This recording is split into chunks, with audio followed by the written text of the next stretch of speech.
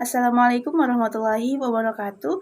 Kami dari kelompok 11 dari mata kuliah bimbingan konseling yang beranggotakan 2 orang, yakni saya sendiri atas nama Anissa Kurniawati dan teman saya Aswarenas akan mempresentasikan tema bahasan kami mengenai the application of guidance and counseling in American school. Baik, saya akan mulai dari pembahasan introduction. Okay, now we start from introduction. Mentorship programs in America were originally part of the moral development. The school developed guidance programs to help students have a better understanding of their own condition and develop into a responsible person of work. In the 20th century, there were no counselors in school. All counselor work was still handled by teachers, both in providing information service, personal, social, learning, and career guidance service. And then, Jesse B. Davis began providing educational counseling service in high school in 1898. The purpose of guidance program that he created is to help students to be able to develop good attitude and character, prevent yourself from problematic behavior, and link work with the curriculum subject. Pada mulanya, program bimbingan di Amerika merupakan bagian dari sebuah gerakan moral. Sekolah mengembangkan program bimbingan untuk membantu peserta didik agar memiliki pemahaman yang lebih baik tentang keadaan dirinya dan berkembang menjadi seseorang atau pekerja yang bertanggung jawab. Kemudian pada masa abad ke-20, sebelumnya belum ada konselor di sekolah, semua di-handle atau semuanya ditangani oleh guru, baik dari permasalahan layanan bimbingan pribadi, sosial, belajar, dan karir. Kemudian, Jesse B. Davis mulai memberikan layanan konseling pendidikan di sekolah menengah atas atau SMA pada tahun 1898. Nah, tujuan dari program bimbingan yang ia buat untuk membantu siswa membantu mengembangkan sikap maupun karakter yang baik. Kemudian juga mencegah diri dari perilaku bermasalah dan menghubungkan minat pekerjaan para siswa dengan kurikulum atau mata pelajaran yang mereka minati. Dari pengertian tersebut, maka dapat kita pahami bahwa pada mulanya gerakan bimbingan konseling di Amerika Serikat merupakan sebuah gerakan moral yang ditujukan kepada para pemuda dan pemudi untuk mengetahui kira-kira bakat atau minat mereka yang sesuai dengan apa yang mereka kuasai atau yang mereka pahami. Nah, kemudian oleh Jesse B. Davis ketika ia memimpin sebagai kepala sekolah di suatu sekolah menengah ke atas, ia mulai memasukkan program bimbingan dan konseling sebagai salah satu kurikulum dari mata pelajaran, di mana hal tersebut ditujukan untuk membantu para siswa untuk lebih mengetahui bagaimana sih kepribadian atau karakteristik diri mereka, yang juga ditujukan agar para siswa dapat menyelesaikan permasalahan mereka dan menemukan solusi yang tepat, juga untuk mengetahui kira-kira bakat dan minat mereka yang sesuai untuk kemudahan mereka nantinya dalam mencari sebuah pekerjaan, seperti itu. And then we continue about the key concept. The first, is with the aim that human treatment of sufferers of mental illness or problem with insecurity and loss of identity among young people. 2. The demands of the time, the obligation to study the development of technology. And 3. Get to know study more closely, especially in the psychological aspect. Konsep ini berkaitan erat dengan tujuan utama dari adanya sebuah penerapan bimbingan dan konseling di sekolah-sekolah Amerika. Yang pertama, timbul dengan tujuan agar terjadinya perlakuan yang manusiawi terhadap penderita penyakit jiwa ataupun rasa tidak aman dan kehilangan identitas di antara anak-anak muda. Kemudian yang kedua, tuntunan zaman, kewajiban belajar, dan juga karena perkembangan teknologi. Kemudian yang ketiga, untuk mengenal siswa lebih dekat terutama dalam aspek psikologinya. Nah, jadi dari sini dapat kita pahami bahwa adanya penerapan bimbingan dan konseling di sekolah-sekolah Amerika timbul karena adanya rasa keinginan untuk memperlakukan secara manusiawi bagi para pengidap-pengidap penyakit jiwa, sebab hal itu biasanya terjadi kepada para siswa dan siswi ketika mereka mulai beranjak dewasa. Di situ mereka akan mulai merasa kehilangan jati diri ketika mereka tidak mencapai sesuatu yang mereka harapkan. Oleh karena itu, atas alasan ini pula, para konselor di sekolah diharapkan agar mampu memberikan penguatan kepada para siswa dan siswinya untuk percaya diri dengan apa yang mereka miliki. Dan jangan merasa berkecil hati dengan kekurangan yang dimiliki, sebab tidak ada manusia yang sempurna di dunia ini. Kemudian alasan yang kedua yakni tuntunan zaman, kewajiban belajar, dan juga perkembangan teknologi. Nah, dari alasan ini, para siswa terkadang dituntut untuk belajar tanpa tahu tujuan mereka belajar itu untuk apa. Sehingga dari sini diharapkan juga kepada para konselor untuk bisa memberikan ya seperti alasan pertama tadi, penguatan. Untuk apa sih para siswa ini belajar? Kemudian juga bagaimana kita sebagai masyarakat sana untuk bisa menyesuaikan perkembangan teknologi, terutama Amerika Serikat sebagai negara kapitalis, yang dimana di situ mereka negara yang sangat menjunjung kesejahteraan ekonomi, yang mana dari situ para siswa dan siswi dituntut untuk memiliki basic atau dituntut untuk memiliki keahlian sebagai modal atau usaha mereka dalam dunia bisnis atau pekerjaan. Adapun alasan yang ketiga yakni untuk mengenal siswa lebih dekat dari aspek psikologinya. Nah, jadi bimbingan dan konseling ini kan juga sangat lekat dengan psikologis seseorang, di mana dari sini juga para konselor sekolah diminta untuk bisa lebih memahami karakteristik siswa itu, terutama dari aspek psikologisnya, di mana anak-anak sekolah dari jenjang SD, SMP hingga SMA itu adalah titik-titik di mana mereka biasanya ingin mencari jati diri mereka, gitu kan. Dan juga terkadang di situ adalah masa-masa di mana anak sekolahan sifatnya sangat emosional, ya. Perasaan mereka sangat emosional dan terkadang susah dikendalikan, sehingga di sini para konselor diminta untuk lebih perhatian atau lebih peka terhadap psikologis dari para peserta didik, seperti itu. Nah, setelah tadi kita membahas mengenai poin utama dari adanya sebuah penerapan bimbingan dan konseling di sekolah Amerika, selanjutnya yakni kita akan membahas mengenai factor for the successful application of guidance and counseling in American school, atau faktor keberhasilan dari penerapan bimbingan dan konseling di sekolah Amerika. A positive culture is created because of the competence and professional attitude of all educators. A guidance and counseling program that is planned, understood, and supported by all teachers and staff, enforce school rules and intensive parental involvement. School counselors also receive teaching aids for the guidance and counseling process from the counselor supervisor. Faktor keberhasilan bimbingan dan konseling di sekolah-sekolah Amerika dimulai karena adanya kultur positif yang tercipta sebab kompetensi dan sikap profesional dari seluruh pendidik. Program bimbingan konseling yang terencana, dimengerti, dan juga didukung oleh seluruh guru dan staf. Kemudian juga aturan sekolah yang ditegakkan dan keterlibatan para orang tua yang cukup intensif. Kemudian para konselor sekolah juga mendapatkan program bantuan alat-alat peraga untuk proses bimbingan dan konseling dari supervisor konselor yang profesional. Contoh dari keberhasilan bimbingan dan konseling sendiri pada sekolah-sekolah Amerika dapat kita lihat dari para alumni-alumninya yang kebanyakan mereka akan menjadi seseorang yang berhasil atau seseorang yang menjadi apa yang mereka inginkan. Nah, hal itu juga didasari sebab dari sekolah mereka sendiri yang telah menciptakan kultur yang positif, di mana gerakan bimbingan dan konseling ini didukung penuh oleh setiap guru dan juga seluruh staf yang ada di sekolah.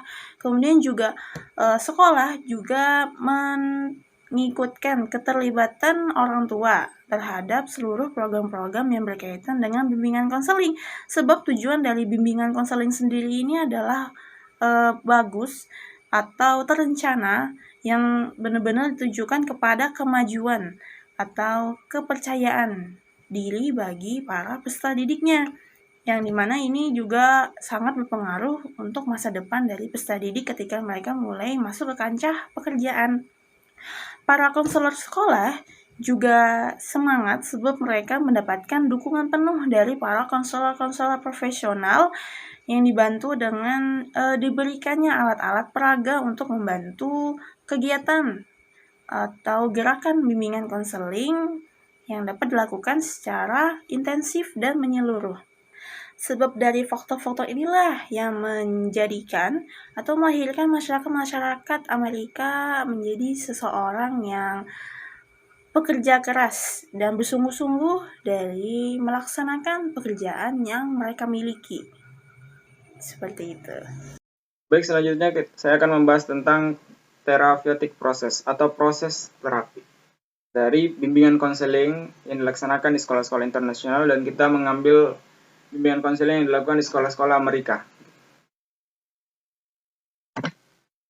The focus of counseling with students is to help address problems, prevention, intervention, development, help address problems in educational or developmental setting, and involve students in handling personal, social, emotional, career, and educational decisions and behaviors.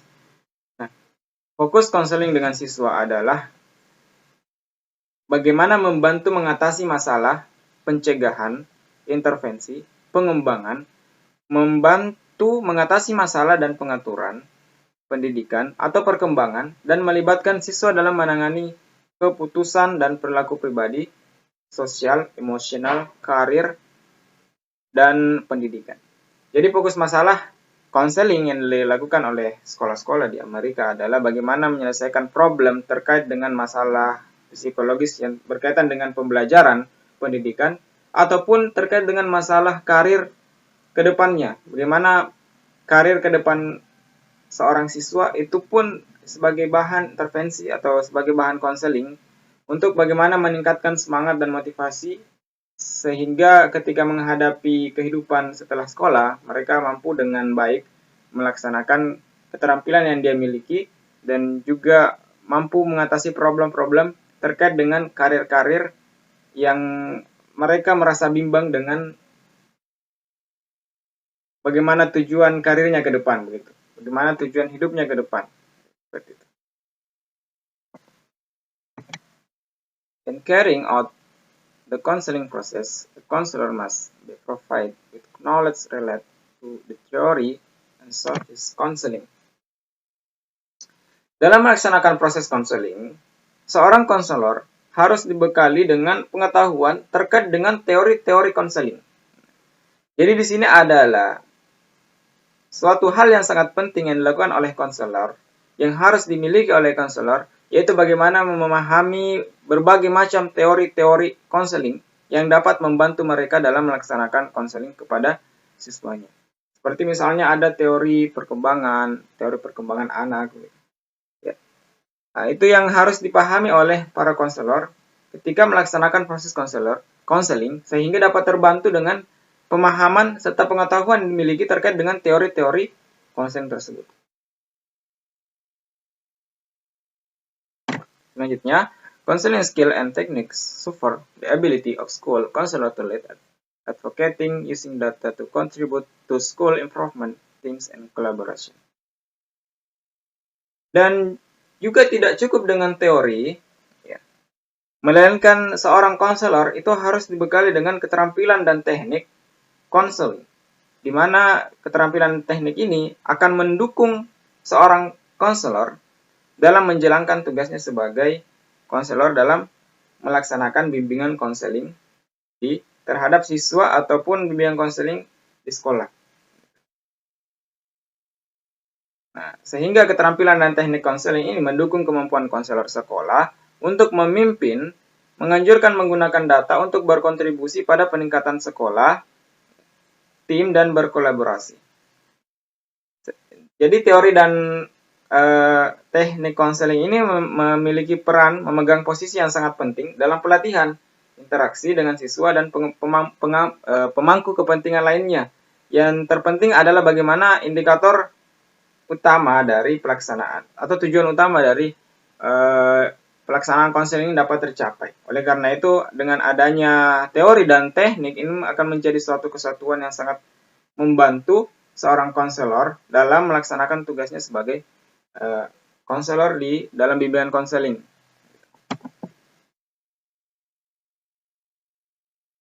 So as a student needs school counselor always pay attention to the social, emotional, physical, cognitive development and how it can affect student relationship with teachers, family, fields, school experience, strengths, and talent of student. Untuk menilai kebutuhan siswa, konselor sekolah selalu memperhatikan perkembangan sosial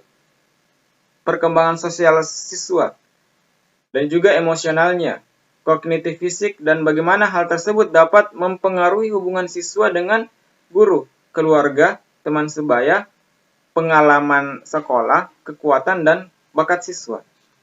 Nah, dan di sini bisa menggunakan metode formal atau informal untuk menilai individu atau menentukan intervensi yang paling efektif. Kira-kira intervensi apa yang paling efektif untuk diberikan dalam konteks konseling.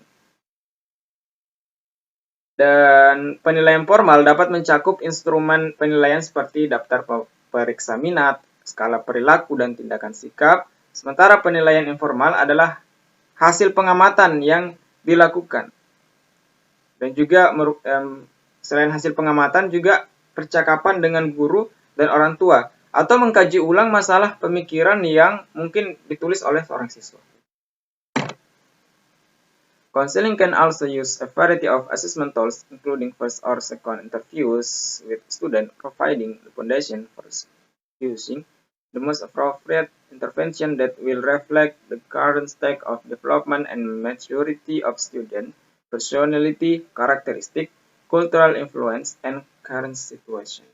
Counseling dapat juga menggunakan berbagai alat penilaian, termasuk menggunakan metode wawancara dalam menilai. Baik itu wawancara pertama dan kedua dengan siswa. Dan juga memberikan fondasi atau landasan dasar ya, untuk memilih teknik intervensi apa yang sesuai, yang paling tepat yang akan mencerminkan tahap perkembangan dan kematangan siswa saat ini. Karakteristik kepribadian, pengaruh budaya, dan situasi saat ini.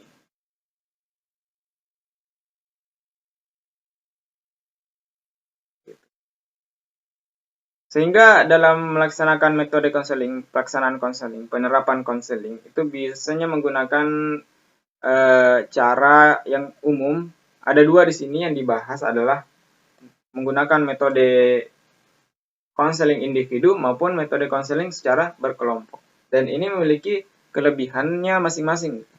Dan kita akan bahas satu persatu. Pertama adalah konseling individu. Kita saat ini sudah membahas tentang aplikasi dari konseling.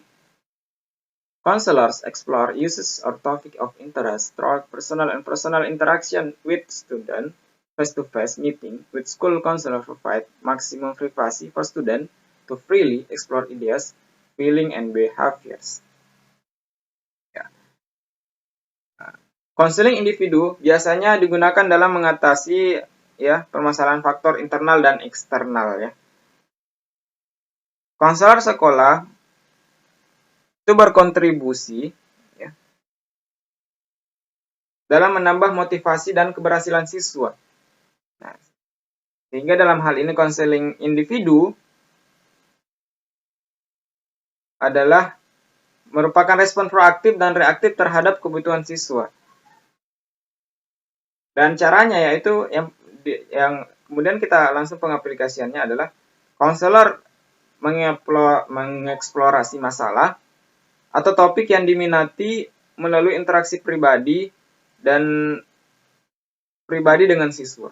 Nah, di sini pertemuan tatap muka dengan konselor sekolah ini itu memberikan privasi maksimal, memberikan privasi kepada siswa secara maksimal untuk secara bebas mengeksplorasi gagasan yang ingin dia sampaikan, perasaan yang dirasakan, dan perilaku serta tindakan yang ingin dia lakukan ke depannya. Dan konselor dalam melaksanakan konseling itu menyampaikan pada tindakan dan kata-kata menggunakan tindakan dan kata-kata kepercayaan dan kepercayaan diri selalu memperhatikan hak dari kliennya dan juga memperhatikan kesejahteraan siswanya. Decision about which theoretical orientation is appropriate to development and best suits the problem faced by student. Building relationship in the session provide understanding to student relate to the purpose of counseling, because many counseling processes are done by student, but students themselves do not understand the purpose of counseling. Konselor sekolah dapat ditantang oleh siswa yang membutuhkan manfaat dari pelaksanaan konseling individual ini, serta bagaimana sesi konseling ini dapat dijadwalkan kepada siswa yang di mana dapat menyesuaikan dengan kesibukan siswa. Gitu. Jadi kita tidak boleh memaksakan pelaksanaan konseling, sementara siswa punya kesibukan lainnya dalam hal belajar, dalam hal masih melaksanakan proses pendidikan. Jadi dalam pelaksanaan konseling ini kita harus menentukan jadwal yang tepat di mana di antara konseling dan siswa ini mempunyai waktu yang tidak memiliki kesibukan. Nah, keputusan mengenai orientasi teoritis mana yang sesuai dengan perkembangan dan paling sesuai dengan masalah yang dihadapi oleh siswa ini dapat membangun hubungan dalam dan juga membangun hubungan dalam sesi memberikan pemahaman terhadap siswa terkait dengan tujuan konseling. Nah, karena banyak proses konseling yang dilakukan siswa akan tetapi siswa sendiri tidak paham dengan tujuan konselingnya. Jadi yang harus diperhatikan oleh konselor di sini adalah bagaimana menjelaskan kepada siswa, menjabarkan kepada siswa terkait dengan tujuan konseling, tujuan dari pelaksanaan konseling, sehingga siswa benar-benar tahu apa yang menjadi tujuan dari konseling ini dan paham tentang apa tindakan yang harus dilaksanakan setelah mengikuti proses konseling. Karena banyak siswa yang ketika mengikuti proses konseling itu tidak mengetahui apa tujuan dari konseling ini. Jadi pentingnya menjelaskan tujuan juga terlebih dahulu, gitu ya. Kemudian selanjutnya kita akan membahas tentang konseling kelompok. Konseling modeling atau grup. Group counseling is an effective and efficient way to provide direct service to student, where counseling is conducted with 2 or more students simultaneously. Nah, konseling kelompok adalah cara yang efektif dan efisien untuk memberikan pelayanan langsung kepada siswa di mana konseling dilakukan dengan 2 atau lebih siswa secara bersamaan. Jadi dalam pelaksanaan konseling kelompok ini berbeda dengan individu tadi face to face, tatap muka. Sedangkan konseling kelompok ini merupakan konseling yang dilaksanakan dengan menghadirkan beberapa siswa membentuk kelompok di mana dalamnya melakukan kegiatan konseling dengan cara berdiskusi satu sama lain gitu. Nah, diskusi dilaksanakan secara tidak terstruktur atau cukup formal dalam fokus dengan tujuan dari setiap sesi. Nah, pembahasan dalam topik grup itu bisa berupa topik bagaimana menggapai kesuksesan di masa depan atau motivasi untuk meningkatkan hasil belajar atau juga membahas topik manajemen kemarahan.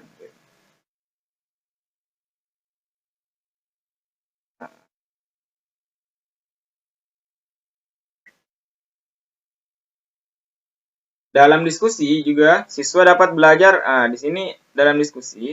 Ya.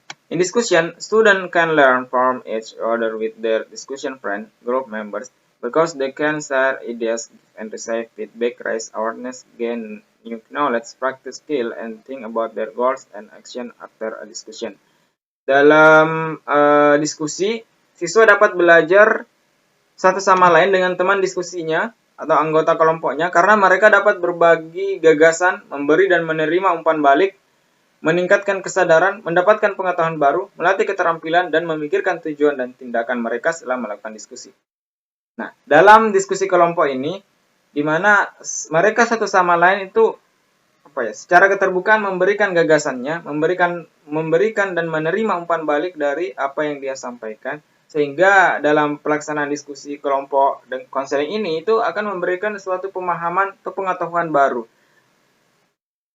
Ketika memiliki pengetahuan baru, maka siswa yang terlibat di sini akan benar-benar tahu apa yang akan menjadi tindakan ke depan setelah melaksanakan proses konseling. Student also gain insight to explore their feeling, attitudes, and behavior.